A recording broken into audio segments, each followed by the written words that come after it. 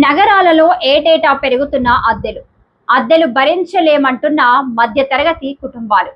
పెరుగుతున్న అభివృద్ధితో నగరాలలో మధ్యతరగతి కుటుంబాలు ఇల్లు కొనే పరిస్థితి లేదు. కనీసం అద్దెకు ఉందామంటే అది కూడా భారంగానే మారుతుంది.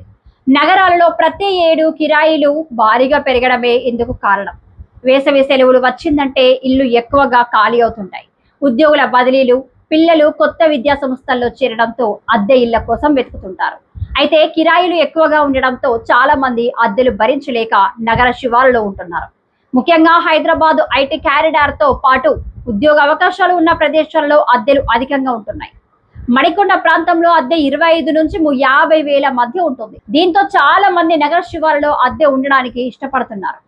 పెరుగుతున్న భూముల ధరలతో పాటు నిర్మాణ ఖర్చులు కూడా పెరిగి అద్దె ఇళ్లపై ప్రభావాన్ని చూపుతున్నాయి.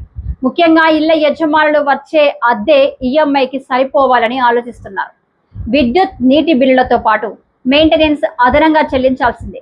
ఈ మెయింటెనెన్స్ ఛార్జీలు 1000 రూపాయల నుంచి 8000 వరకు కూడా ఉంటున్నాయి. దీంతో నగర శివారులోనే ఉండడం మంచిదని ఉద్యోగులు భావిస్తున్నారు.